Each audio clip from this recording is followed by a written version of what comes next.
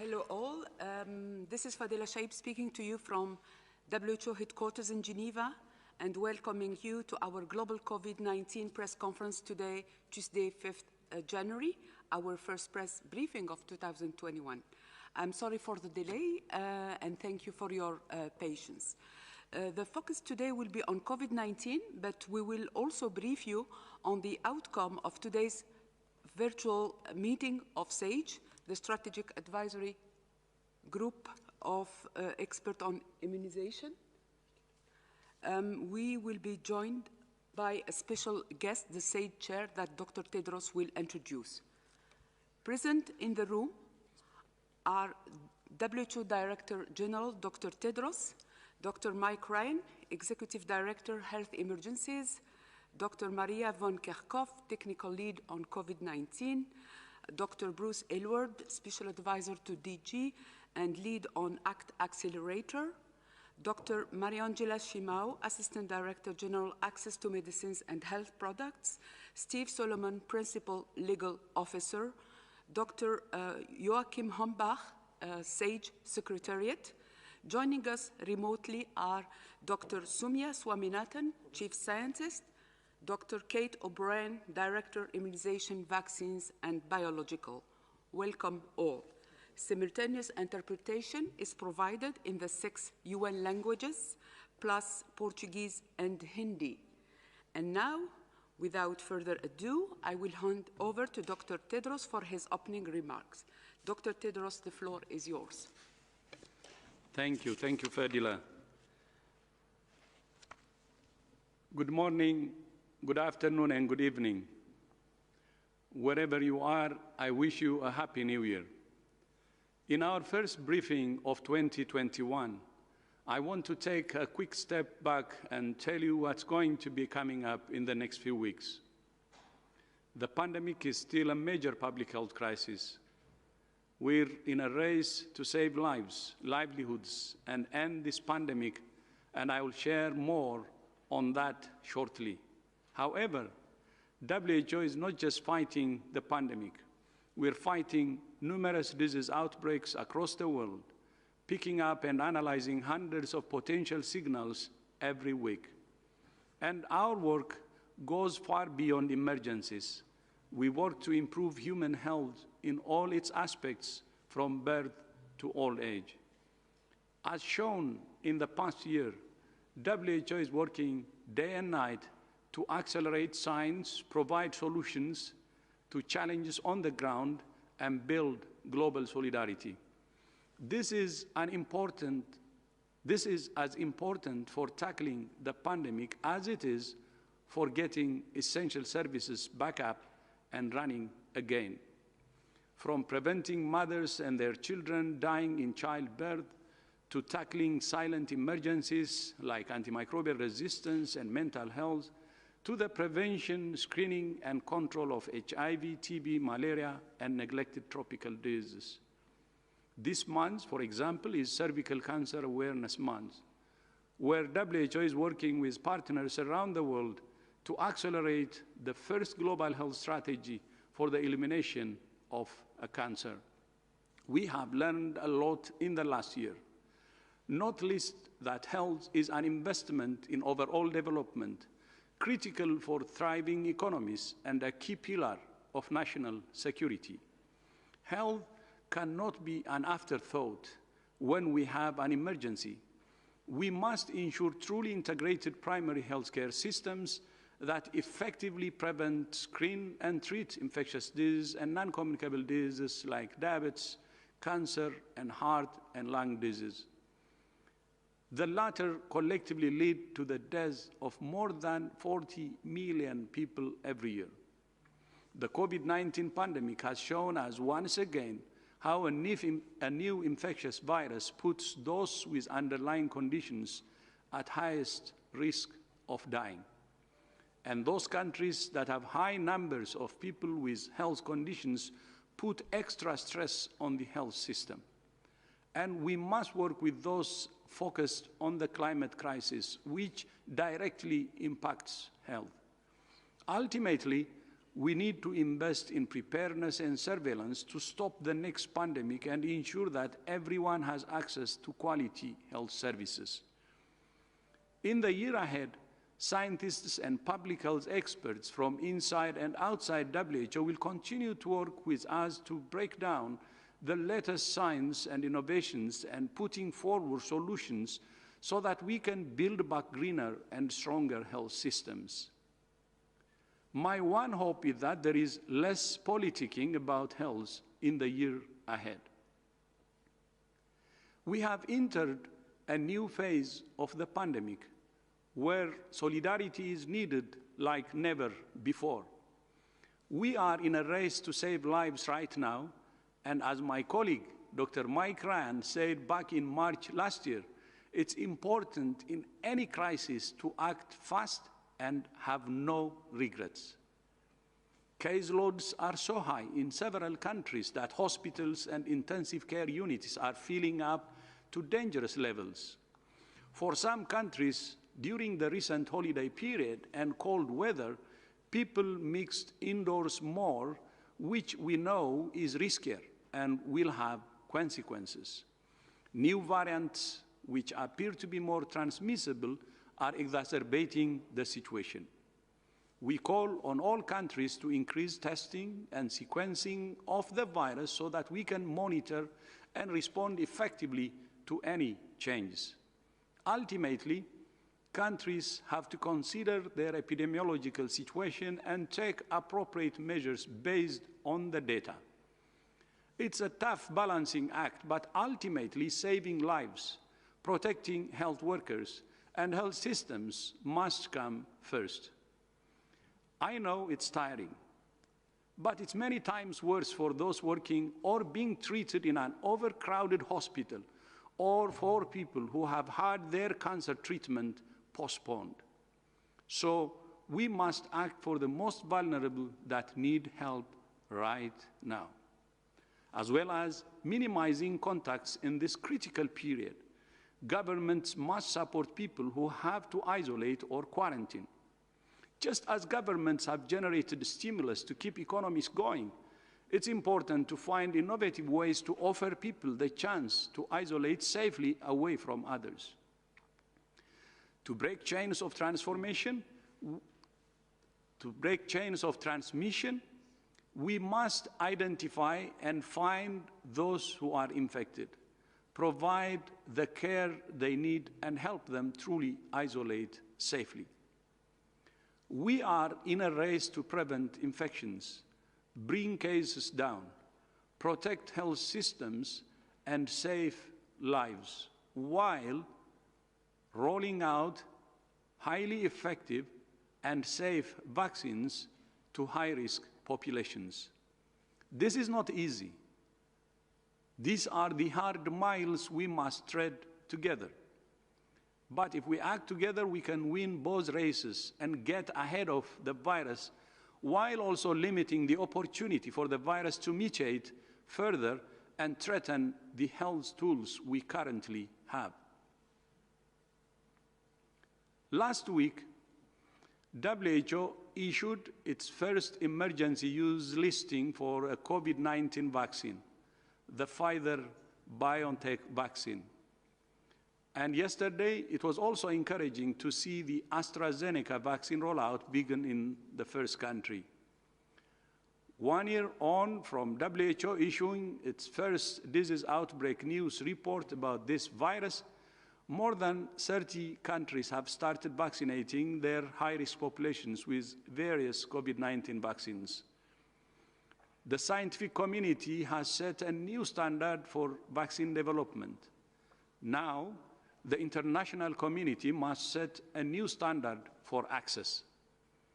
COVAX has been backed by 190 countries and economies, and I want to see all manufacturers channel supply to COVAX quickly so that rollouts can begin and those at high risk are protected around the world. We owe it morally to health workers everywhere who have been fighting this pandemic around the clock for the best part of a year, to vaccinate them all as soon as possible. People must come first over short-term profits. It's in countries' self-interest to shun vaccine nationalism. Vaccinating health workers and those at high risk of serious disease is the fastest way to stabilize health systems, ensure all essential health services are up and running, and that a truly global economic recovery can take place. I urge all governments to work together and live up to their commitments to equitable distribution globally, and all pharmaceutical groups to boost supply as quickly as possible and to fully participate in COVAX. The 100-100 initiative, driven by WHO, UNICEF, and the World Bank, is supporting over 100 countries to conduct rapid readiness assessment and develop country-specific plans for vaccines and other COVID-19 tools. So far, more than 90 countries have already completed the assessments, and our teams are working around the clock to ensure that governments and health systems are ready for global vaccine rollout, but we need consistent, predictable, affordable supply of safe and effective vaccines. Morally, economically, socially, and for global security, we must act together right now to ensure equitable rollout. Following the emergency use listing last week, the SAGE group met today to discuss policy recommendations for the use of the Pfizer vaccine. I would like to invite the chair of SAGE, Dr. Alejandro Cravioto, to tell us about the recommendations. The floor is yours, Alejandro. Thank you very much, Mr. Director General, and a Happy New Year to you too. The Strategic Advisory Group of Experts on Immunization was established by the Director General in 1999, and it's comprised of 15 experts from around the world charged with providing independent advice to the WHO DG on all policy-related issues of vaccines and immunization. The group is very well balanced geographically and gender-wise. In June of last year, as we do with other vaccines, SAGE set up a working group for the COVID-19 vaccines that were being developed. The group consists of 26 experts from around the world in all different areas and have consistently been working for the past months at least 2-3 times a week to be able to help us develop a number of documents and issues that we have been reviewing at SAGE level. The first product of the working group was a values framework for allocation and prioritization, which was presented to the DG and approved in September of 2020, and then a roadmap of prioritization for the groups that should be set up for vaccination, which was also approved and disseminated in October of 2020. These documents have been translated to all the UN official languages, or the WHO official languages. And today we met to look into the approval of the WHO emergency use listing of the Pfizer-BioNTech mRNA COVID-19 vaccine. The meeting was initiated with a review of the current situation of the COVID vaccine development pipeline, and of course the issues related to these SARS-CoV-2 virus variants, which is something that is worrying everyone. We looked at the global, regional, and country level plans for COVID vaccine safety monitoring, and we looked at the safety and efficacy data from phase 1 to 3 clinical trials of the Pfizer-BioNTech mRNA COVID-19 vaccines, BNT162b2. This was presented by the Pfizer and the BioNTech experts, and was discussed by the SAGE members and the members also participating in the session. We deliberated and came out with the following recommendations. SAGE recommends the administration of 2 doses of this vaccine within 21 to 28 days.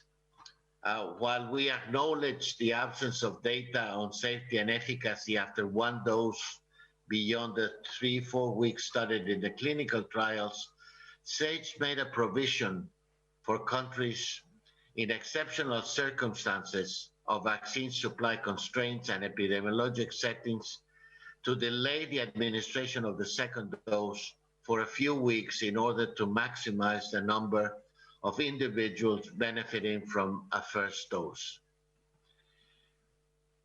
In the case of the anaphylactic reactions after administration of the Pfizer vaccine that have been reported outside of the clinical trials, SAGE recommended that the vaccine should be administered only in settings where anaphylaxis can be treated. So we provided a specific narrow exclusion for vaccination and on the observation period, as well as the management, monitoring, and reporting of any safety events. We recognize the importance of vaccination of pregnant women, especially given the priority for protection of health workers, of whom a large proportion globally are, of course, women. Nevertheless, in light of the data limitations, SAGE was not able to provide a recommendation for the use of the vaccine in pregnancy until more safety data are available.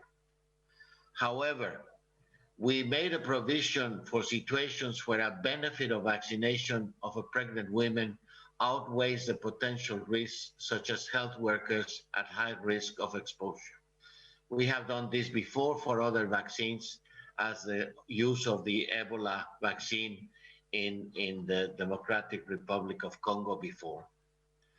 SAGE acknowledged the lack of data for recommending the vaccine to lactating women, and given the importance of breastfeeding, we encourage the companies to be able, or the company to be able to bring information necessary for us to make a decision in the near future. As with the case of the pregnant women, we have also made a provision in which if a woman is part of a high-risk group, then we recommend the vaccination without the stopping of the breastfeeding. In the case of persons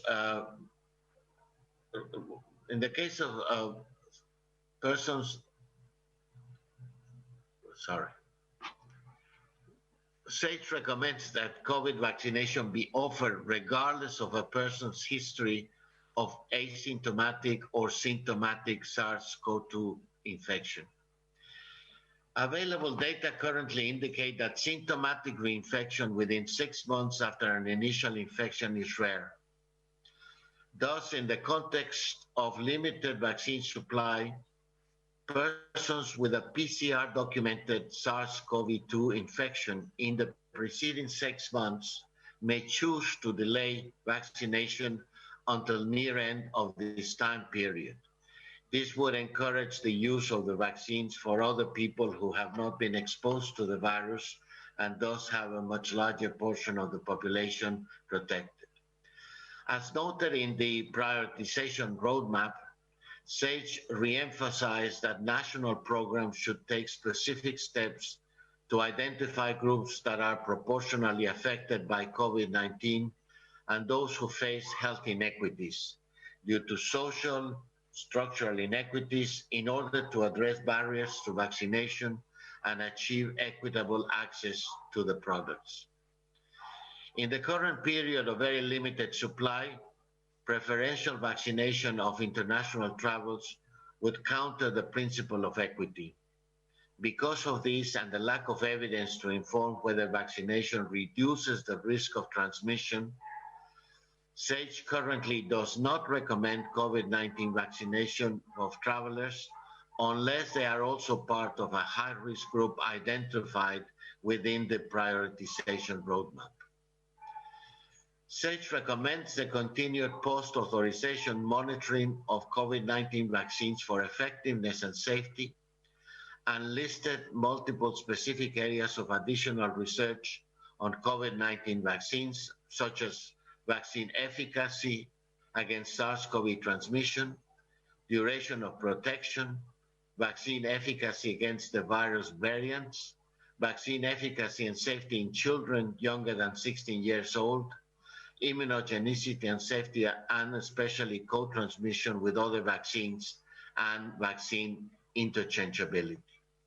This is important, especially with the co-administration for the elderly group with an influenza vaccine, if that were possible. In the coming weeks and months, we will continue to review the other vaccines as they become available, and with the data coming from the manufacturers when made available for these deliberations and as part of the regulatory processes are undertaken.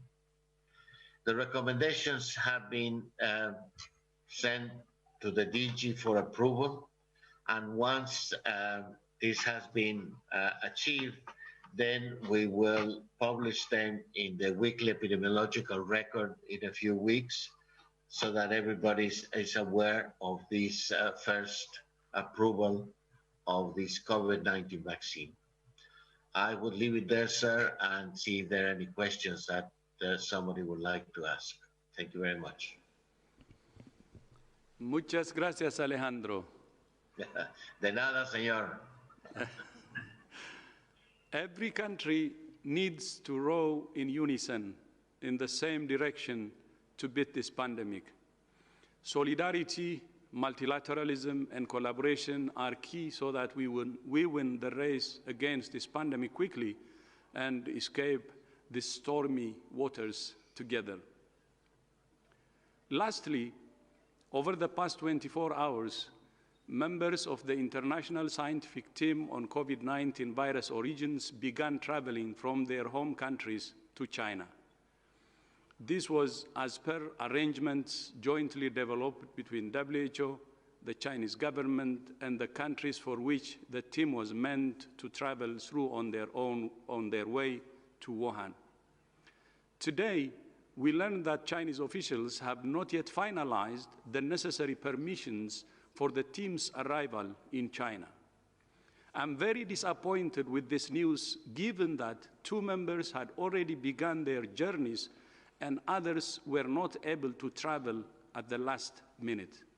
But I have been in contact with senior Chinese officials, and I have once again made it clear that the mission is a priority for WHO and the international team.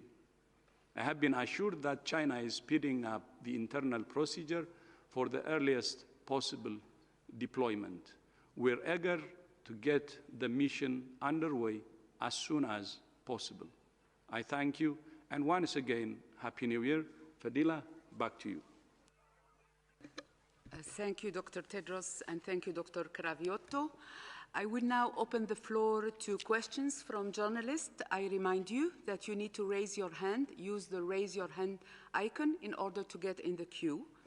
I would like now to invite our first journalist, Christine Teodoro from ABC News, to ask the first question. Christine, are you with us? Yes, I'm here. Can you hear me? Yes, please go ahead. The idea of delaying booster shots in order to administer an initial dose of vaccine to a larger population, given the situation in the United Kingdom, one can understand the logic in trying to provide some degree of protection to more people. But given that there's so many outstanding questions on these vaccines, for instance, how long protection lasts, is there enough data to support this approach? Does a single dose compromise protection? And on the ethical considerations in using the general population to answer these outstanding questions, I wanted to get your take. Thank you.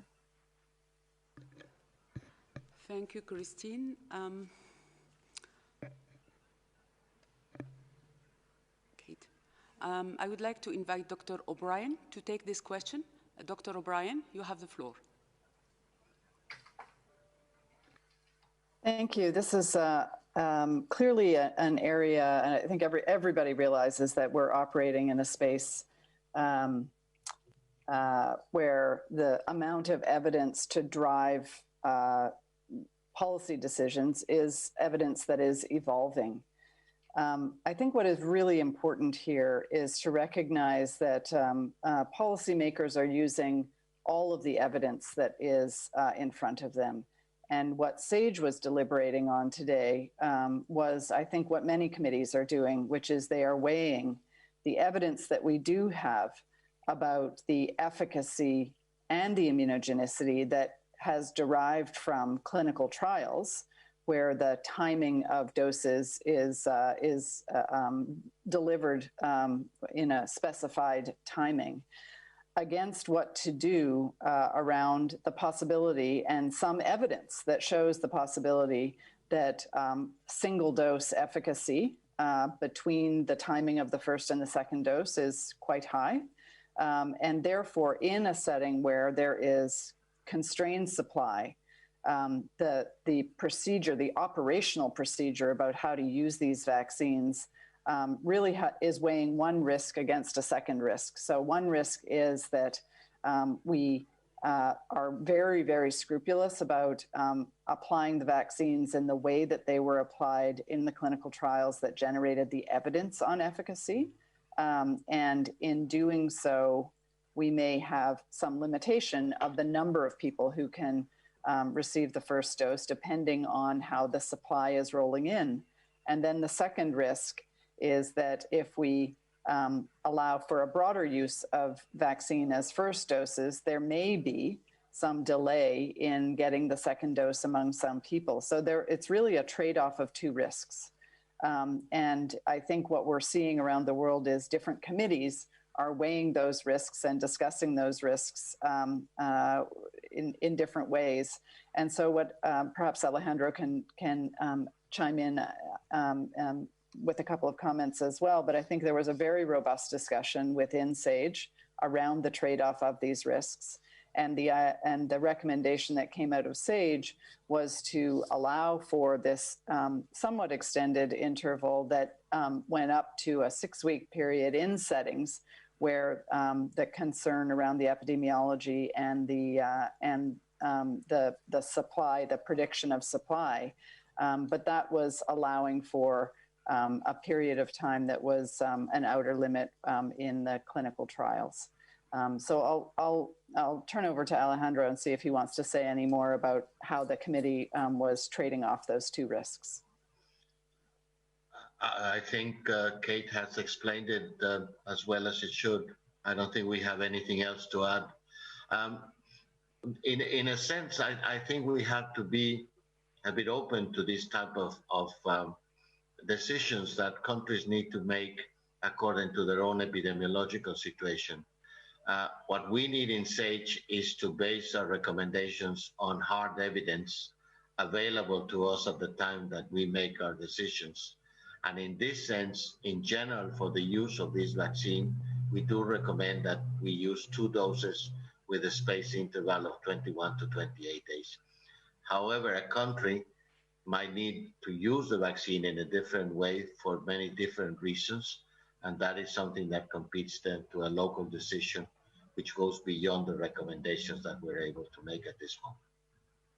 May I just add one more point? I really do want to emphasize that SAGE was deliberating about evidence on the Pfizer vaccine only today. This is a very important point. We will deliberate, SAGE will deliberate on other vaccines in other sessions in the coming short number of weeks, days and weeks. But what is the output from SAGE today was only about the Pfizer vaccine.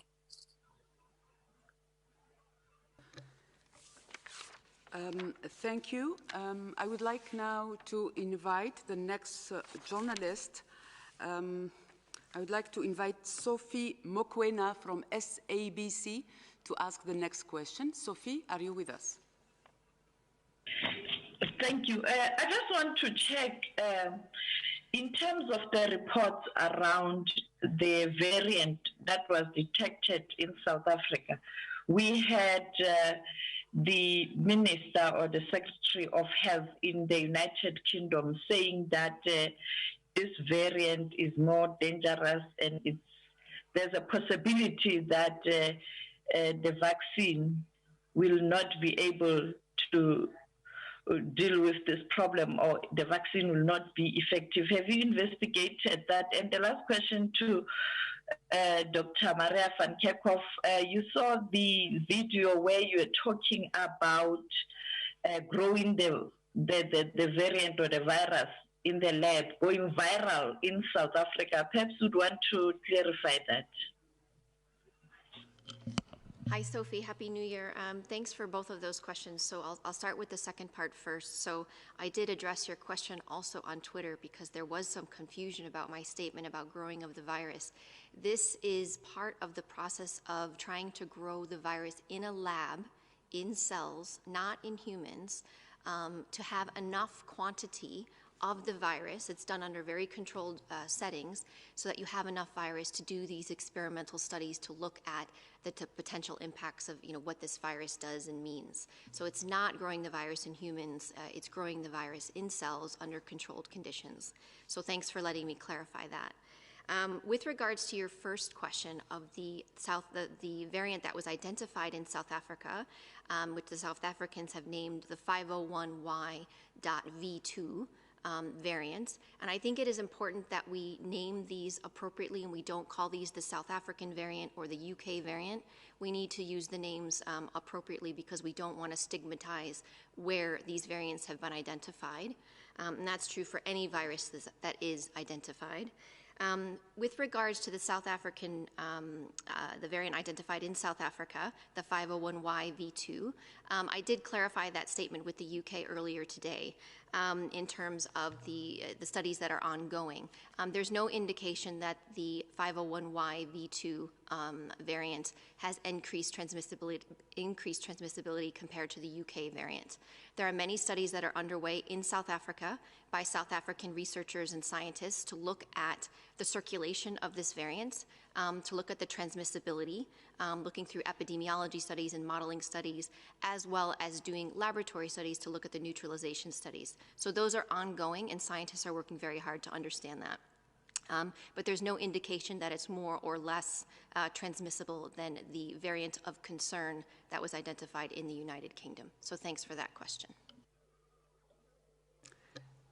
Thank you. I would like now to invite Ashley Furlong from Politico to ask the next question. Ashley, are you with us? Thanks for taking my question. The CEO of the Serum Institute of India has said that the COVAX facility probably won't receive any of the Oxford AstraZeneca vaccines until March or April this year. I wanted to know if the WHO agreed with that timeline and what that meant for many countries that are part of the COVAX AMC and that are still waiting for their first doses of a vaccine. Thank you. Thank you, Ashley. I would like to invite Dr. Swaminathan to take this question.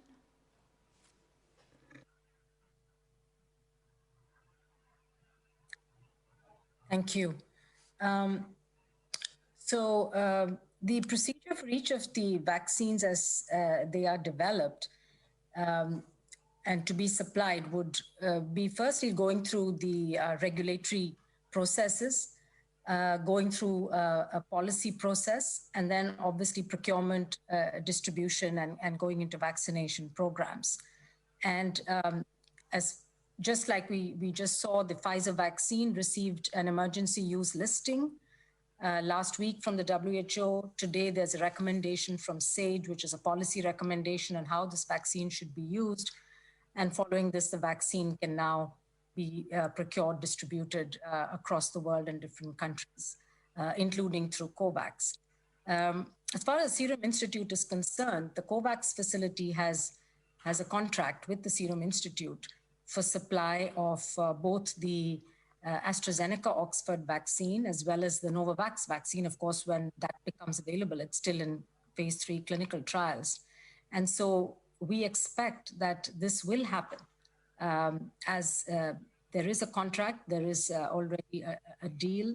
The Serum Institute of India is in the process of manufacturing a large number of doses. They will be supplying the Indian government, obviously, to start the vaccination in India, but we don't anticipate that there would be delays.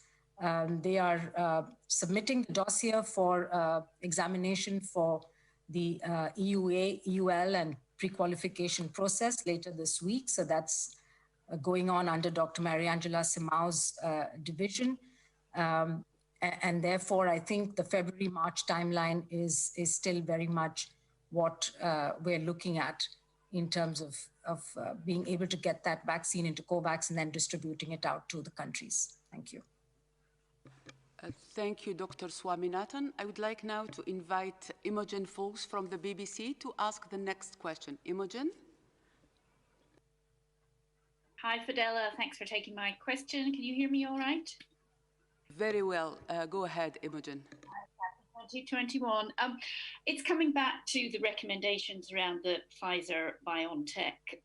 When you say you could extend it for 6 weeks, does that mean up to in 6 weeks total from the 3 to 4 that you recommend, or 6 weeks on top of the 3 to 4?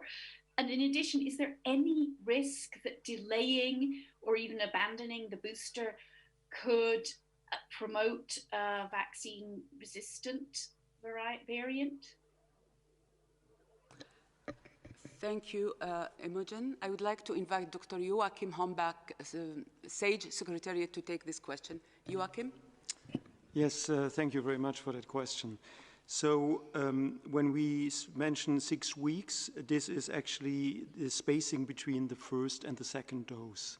So that's exactly how it is being defined. And the 6 weeks, because this is the maximum time period for which at least some clinical data are available. The clinical trial was designed around 21 days, but there are up to 42 days, so around 6 weeks of data. So this is what has been essentially driving the recommendation that SAGE has formulated today.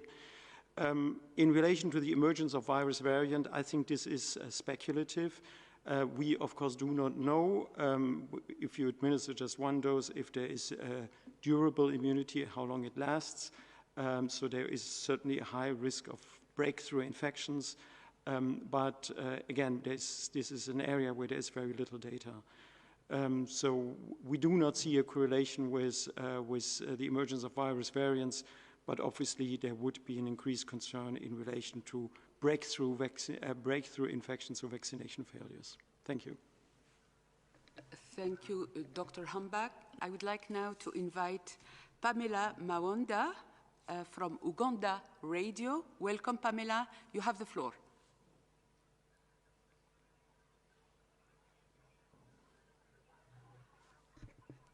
Can you please unmute yourself, Pamela, from Uganda Radio?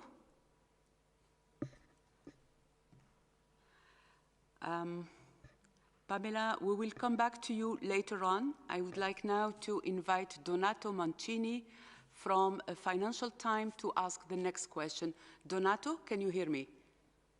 Hi, can you hear me? Yes, very well. Go ahead, Donato. Happy New Year.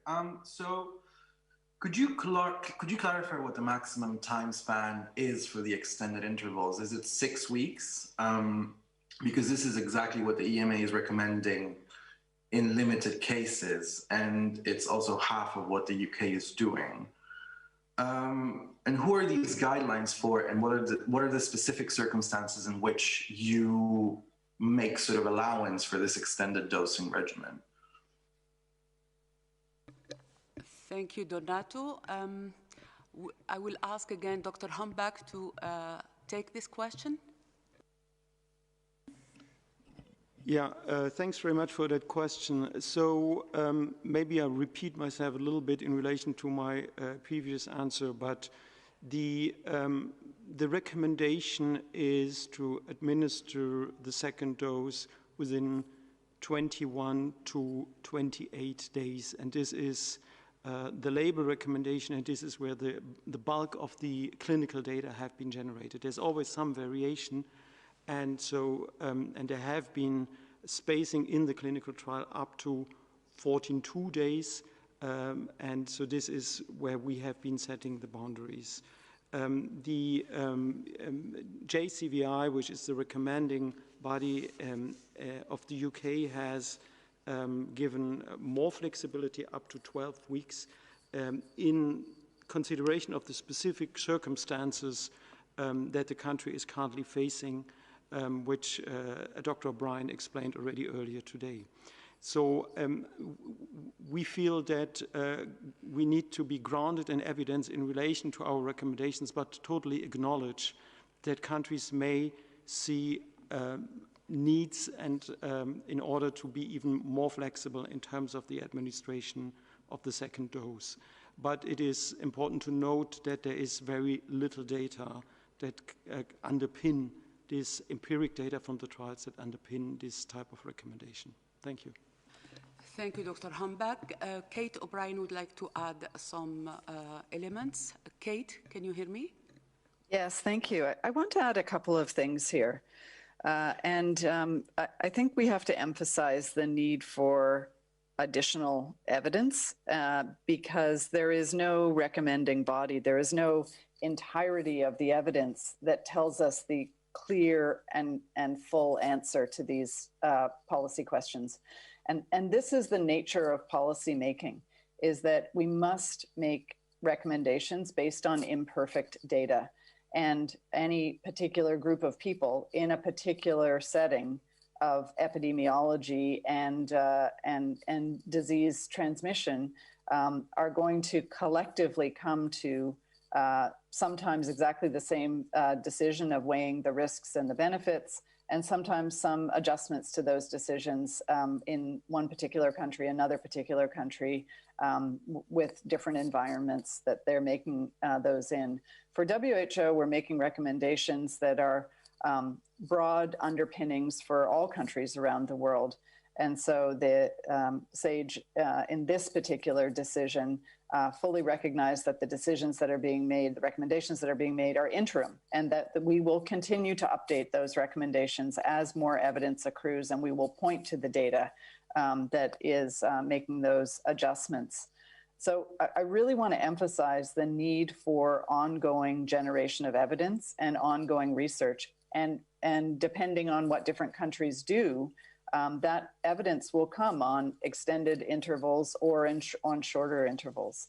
The second thing I want to say is that there's nothing about this that means that if an individual has had a delay for whatever reason in getting their second dose, that they shouldn't go ahead and get it. So there's no outside limit at which point we say, you know, you can't get your second dose. And I want to be clear also on that any of these statements about what the interval is between the two doses never precludes somebody from getting their second dose whenever they're able to get it, even if it's an even longer extended delay for whatever individual reason. So I just wanted to make those 2 points clear. And then the third point I want to make is that we are really looking forward to evidence from other vaccines as well, both for emergency use listing, regulatory purposes, and for policy recommendations.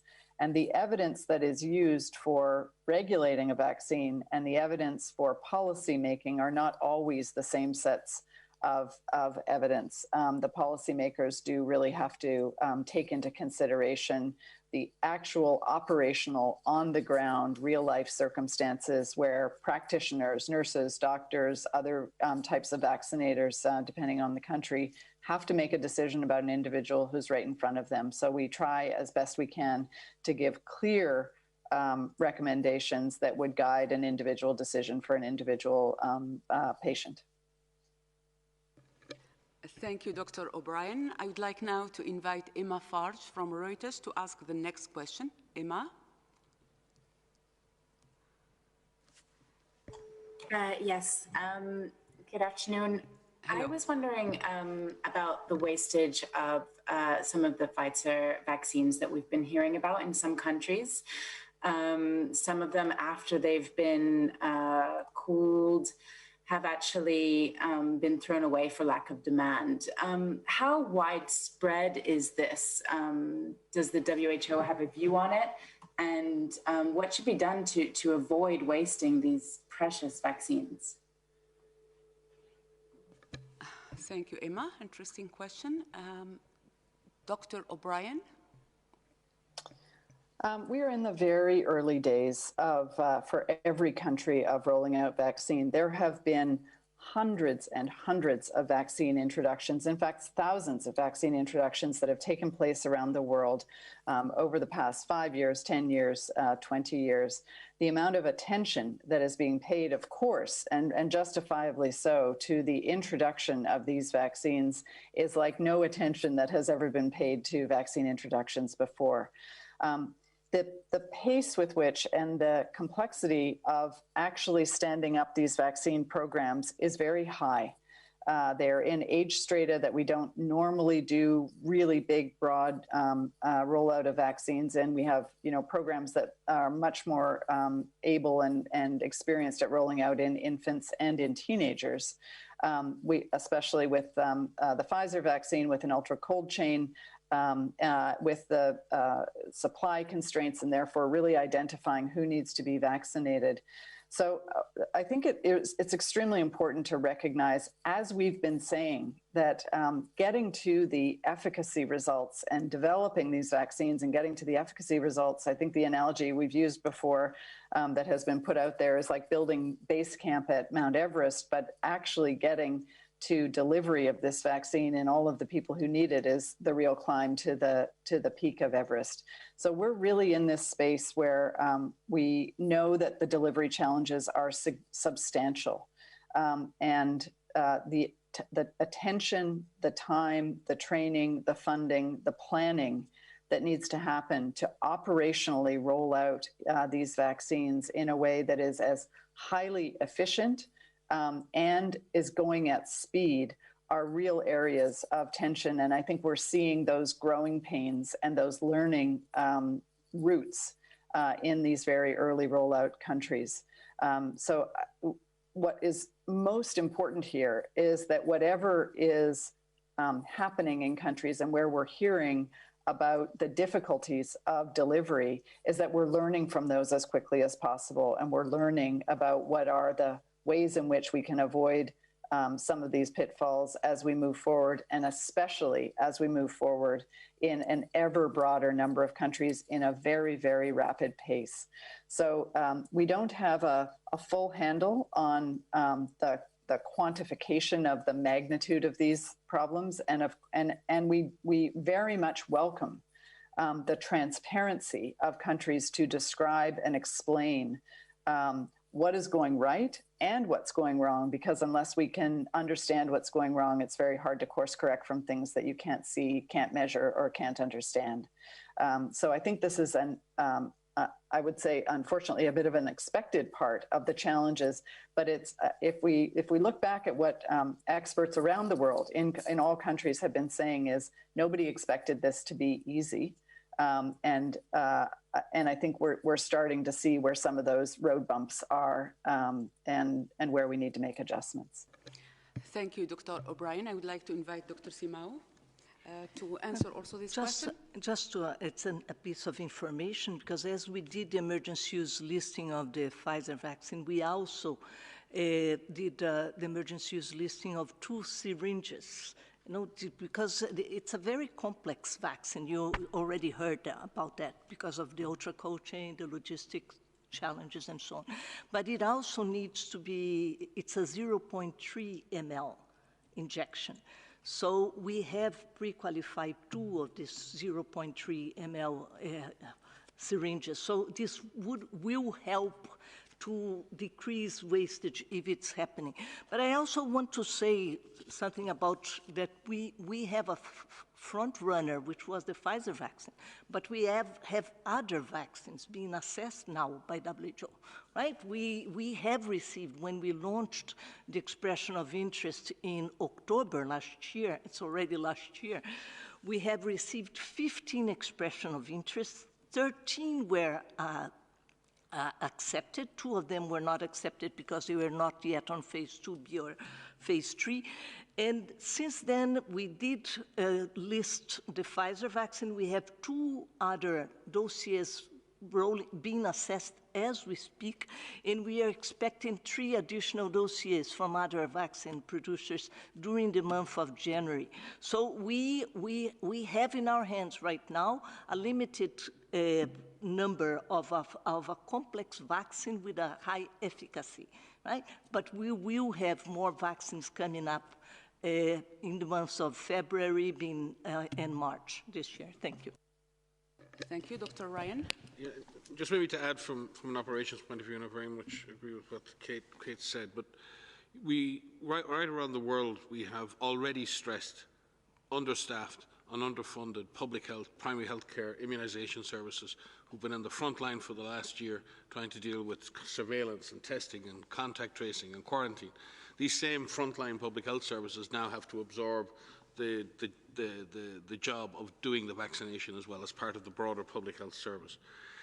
This requires, generating, managing and sustaining demand, scheduling, micro-planning, the logistics of moving the vaccine around, making sure the vaccine reaches the person on the right day at the right time in the right place. This is a complex process. It is resource intensive, both human and physical and financial resource intensive. It's really important that national governments who are issuing vaccines and distributing vaccines to subnational level are also aware of the investments that are needed to shore up the capacity of the system to deliver those vaccines at the local level. You can't file and forget.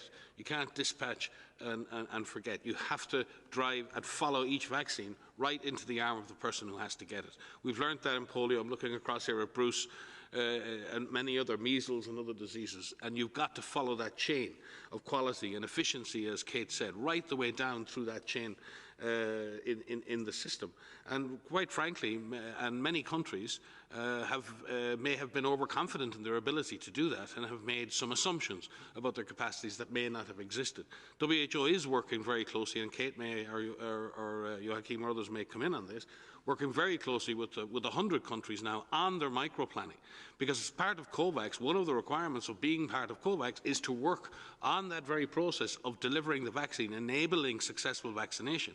That's why COVAX initiative isn't just about getting vaccines. It's about delivering vaccines and delivering them to the people who most need them in an equitable fashion, but most importantly, efficiently with the lowest possible wastage. So all countries really need to take a hard look at their capacity to deliver vaccines. It always at the beginning, as Kate says, we always falter at times at the beginning of a new procedure in public health. We always make some errors.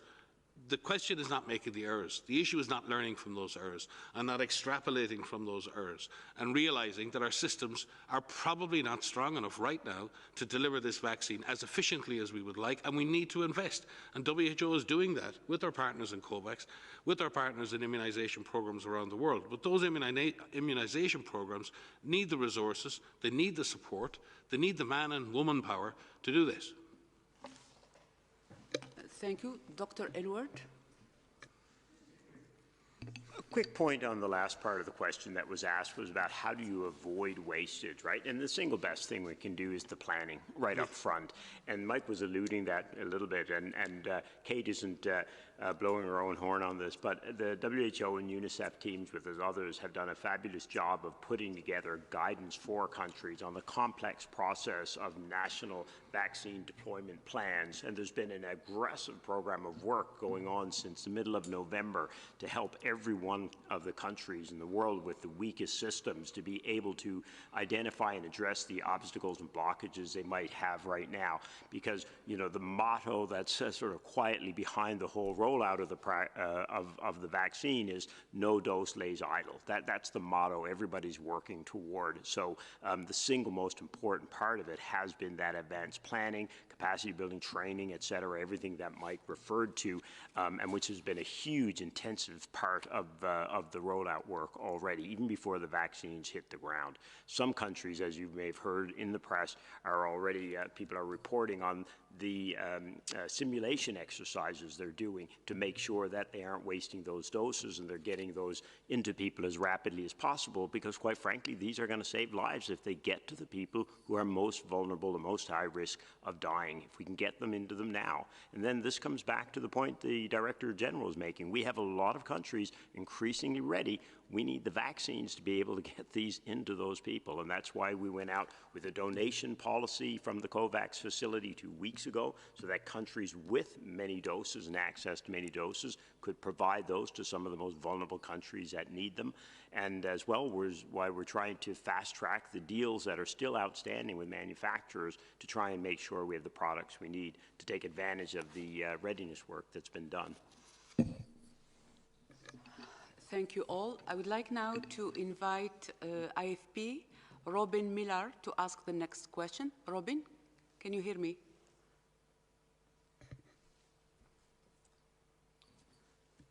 No. Robin, can you hear me? If not, Agnes from IFP. I think I would like now to... Agnes, can you hear me? Yes, I can hear you. Do you hear me? Yes, fine. Go ahead. We have two AFP reporters with us today. Thank you. Thank you very much. Good evening, everybody. I have a question concerning what Dr. Tedros said on the mission, on the experts going to China. Something is not clear for me. You say that some experts already began to go to travel, so they are en route, as we say in French. But at the same time, you say you don't have the full authorizations. So I was wondering, where are those experts now? Thank you, Agnes. Dr. Ryan will take this question. Yes, we have been working in very close planning with colleagues in China and other countries for the dispatch of the team, and we were all operating on the understanding that the team would begin deployment today. Two of the team had, because they're coming from far away and through difficult journeys, had begun their journey very early today and had begun their journeys. But in the meantime, it became clear that the necessary approvals had not been gotten, particularly specifically in regards to visa clearances. And we did not want to put people in the air unnecessarily if there wasn't a guarantee of their arrival in China being successful. In that regard, Dr. Tedros has taken immediate action and has spoken with senior Chinese officials and has fully impressed upon them the absolute critical nature of this. We trust and we hope that this is just a logistic and bureaucratic issue that can be resolved very quickly, and Dr. Tedros expects that that will be the case and has emphasised the absolute need for this. The two colleagues who have been travelling have been, one has been turned around and as a reasonably short journey home. The other will stay in transit in a third country, awaiting further inputs from us. We would like to thank our experts for their flexibility in this. Many of them have carved out very precious time from their home institutions, and we thank their home institutions for this. This is frustrating, and as the Director General has said, this is disappointing. That disappointment has been expressed very clearly by Dr. Tedros directly to our counterparts in China, and we trust that in good faith we can solve these issues in the coming hours and recommence the deployment of the team as urgently as possible.